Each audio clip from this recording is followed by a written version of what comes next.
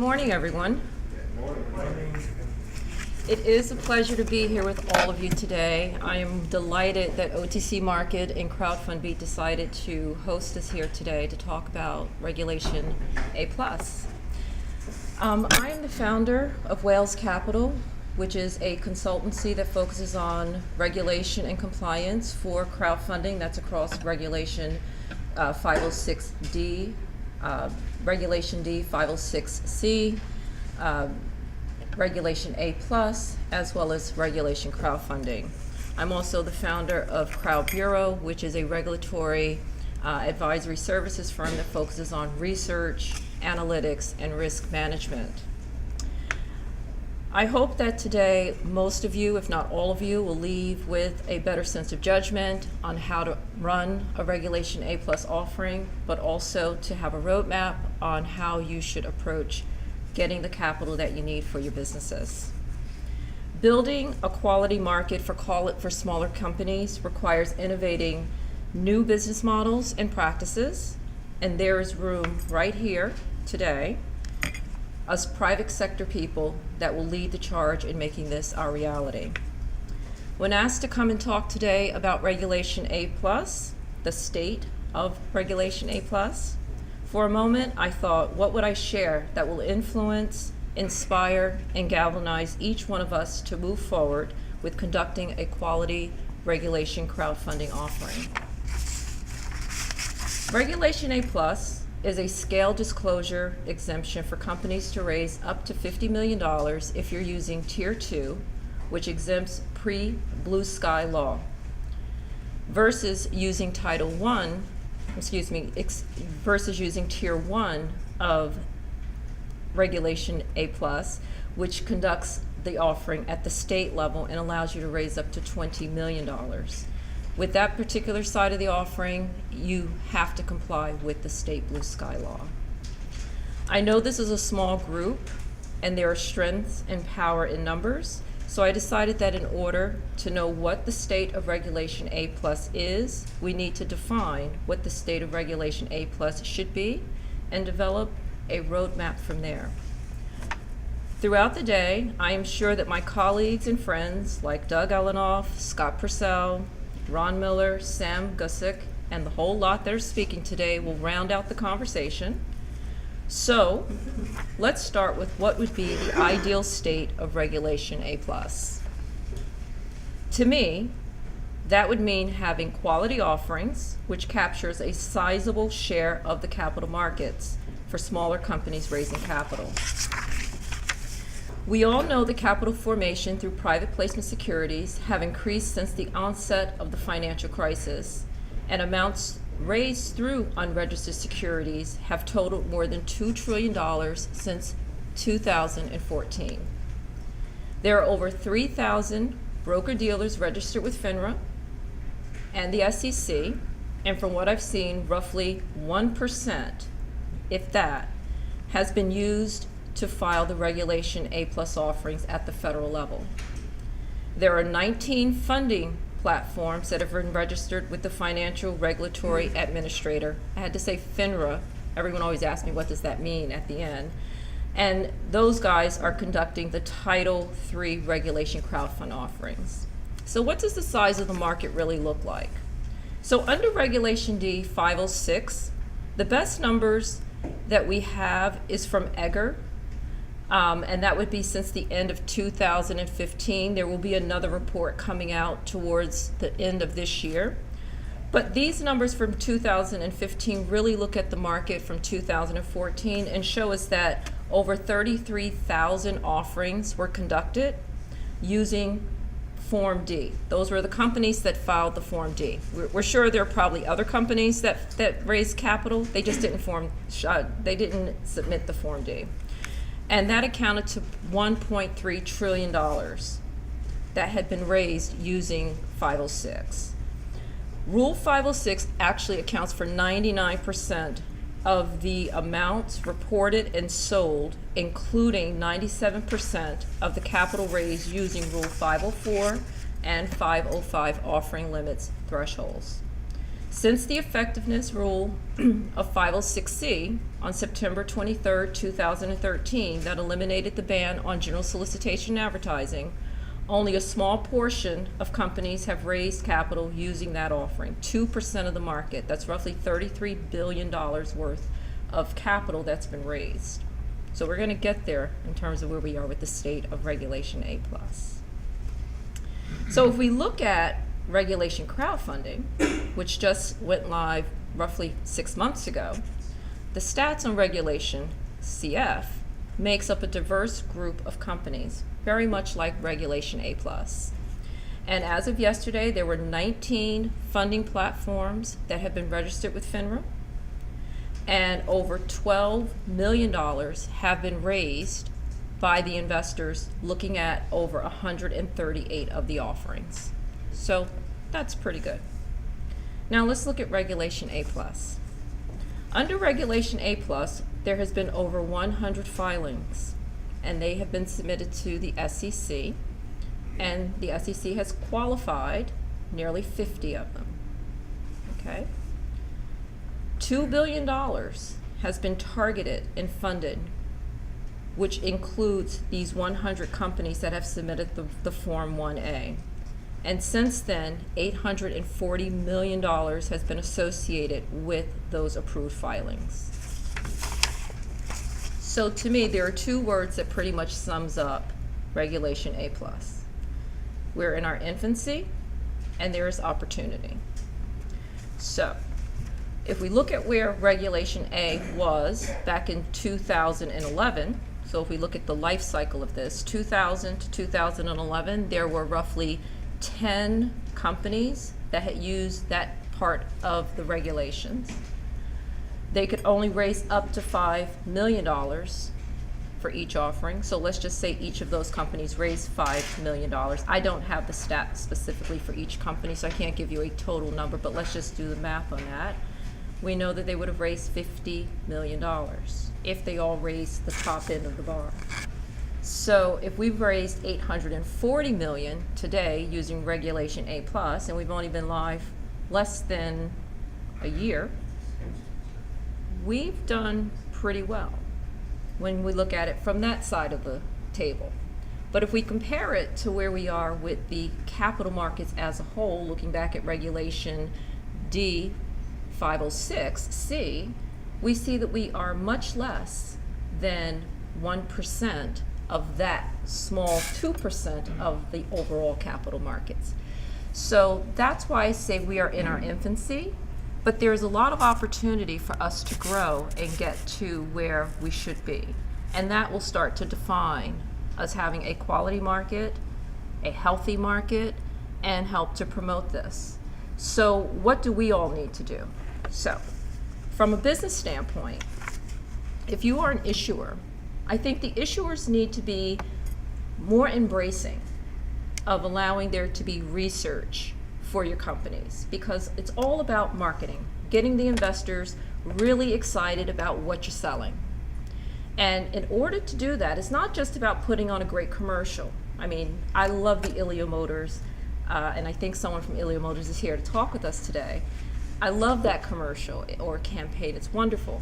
But in order to get investors who are not comfortable with the market, even though they may be sophisticated investors, they are accustomed to research, okay? They are accustomed to diving into what do those numbers mean, what are your projections for the future. So feel comfortable embracing companies like mine and others that can help you to put together a very good story that can promote your offering from a research standpoint.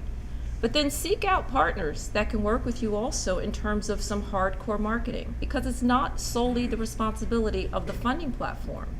Many of them have lots of traffic. They're going to help you to drive investors and interest to the campaign, but you have to take your own social capital, your friends, your family, and you have to galvanize them to the platform. You have to show them from a research perspective what they're getting, not just that they're your friends and family and investing, and allow them to see what will be the future from their investment in your offering. And I think the more that we do that, the more that we promote one another's offerings on the internet, but off of the internet, will ensure that we can grow this market tenfold, 100-fold, 1,000-fold.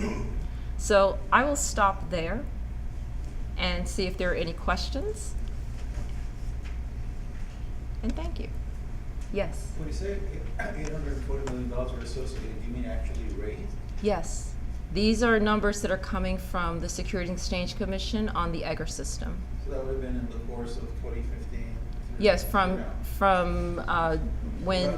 That was as of 2015? That was from 2015 up through September of 2016. Yes. So there's almost 50% company that does not qualify the Regulation A+. Sorry? You said just 100 companies filing for Regulation A+, SEC only qualify 50 of them. Yes. So what's the other 50 not qualified? What's the reason?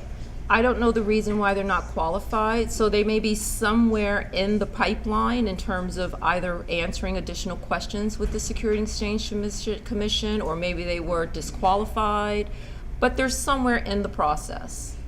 And maybe today there may be someone else that can answer that specific question, but from where I stand, I don't know the specifics around each one of the 50 that are outstanding. It looked like it's almost 50% company cannot pass or they cannot qualify. Well, I don't know that that's the way I would look at it. I think that the 100 in the pipeline, they all have an opportunity to qualify, and they have to go through the process. And so it isn't about submitting your documentation to the SEC and immediately getting qualified. It's about them asking questions for clarifications, because front and center, it's always about investor protection. And then the second piece of this is the innovation that's coming from what we're all doing.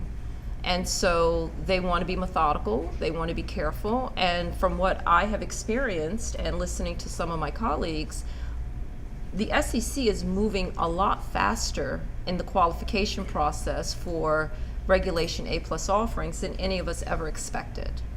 And I'm sure someone like Doug will talk a lot more about that when he comes up and talk about the legal process today. Yes? Do these financial portals have their own investors? Yes. So the funding platforms, so if we look at a group like Start Engine, or we look at Seed Invest, or WeFunder, or any of the others, they all have a database of investors that have registered with the platform. Some portion of those investors are very active, looking for new opportunities to invest in. However, it is our responsibility as issuers to bring our own social capital. So this is, a part where I think most of us forget to connect the dots, is where we should take our Facebook, our LinkedIn, our Twitter, our Tumblr, all of that social capital that we just randomly tweet and send information out on. We need to look at those numbers and decide how many of those are real relationships, first of all, and start to harvest that data pool. And then when you're ready to do your offering, you would invite those individuals to come to the platform and register. So it does a few things. It not only helped them to become more familiar with the platform, it helps them to understand what they can compare your offering up against. So they're today just looking at your little offering, but if they looked at 100 other offerings on the platform, they can then say, wow, this is really a good deal. It goes back to research, it goes back to marketing. And so you should be taking your social capital and helping them to get to the platform, so that then you're energizing your own pool, but also now galvanizing what's on the funding platform in terms of their investor pool. I will tell you from experience, the deals that do the best are the deals that actually come with a pre-existing following, because they show interest to investors that may not have any familiarity with who you are and what your company is doing. Do these investors need to be accredited investors? For Regulation A+, you can either have an accredited investor or a non-accredited investor. The non-accredited investors can invest only up to 10% of their net worth or their annual income. The accredited investor can invest an unlimited amount of money. Yes? It's their net worth, not including their. The primary home, exactly. So that's, if you're an individual, it's $200,000 per year, and if it's a couple, $300,000 a year, or you have a net worth of $1 million minus the value of your primary home. Yes? Does Reg A Plus only allow on crowdfunding platforms, or can we go through underwriters? No, you don't. So that's a good question to clarify. So you do not need a crowdfunding platform or a broker dealer, for that matter, to conduct a Regulation A+ offering. But given the opportunity to expand beyond your local state borders and attract investors from the other 49 states, it would be a disadvantage not to use a broker dealer or a funding platform. My question is, the crowdfunding platform is the portal to purchase the securities. Mhm. Can we go through a broker dealer, an underwriter, who we would deposit securities with, and they would sell to the investor Of course. through OTC markets, OTC? Well, they wouldn't sell the Regulation A+ through the OTC market. So a broker dealer would sell the securities just like they sell the Regulation D 506C offering, or So we would bring the potential investor to the broker dealer?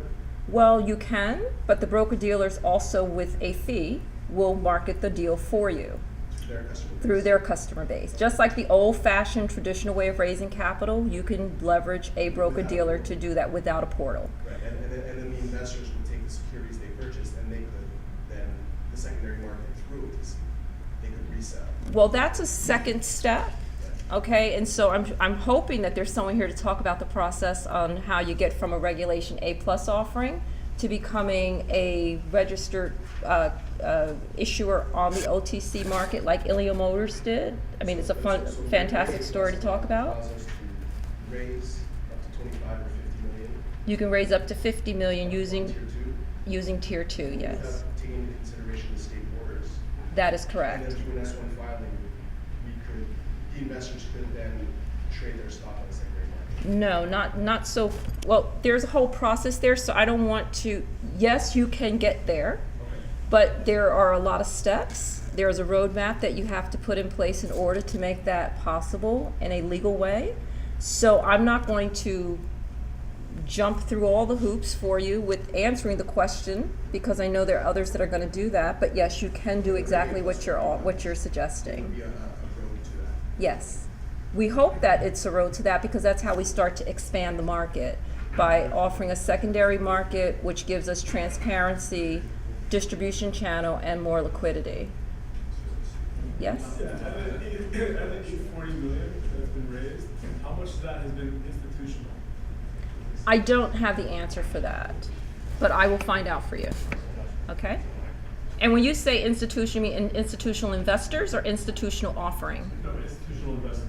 Yeah, I don't think that stat is available, but I will see if I can find it for you.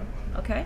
Yes? Well, you said a few questions earlier about the importance of social media presence. So, an operating company, private operating company with no real social media presence, is going to have a significant,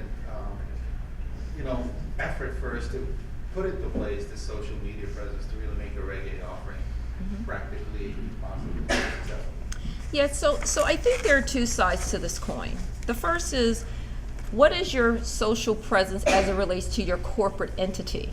So I know many companies are trying to raise capital to get the company going. So it's kind of, the dog wagging the tail, or the... Operating company, don't just really operating.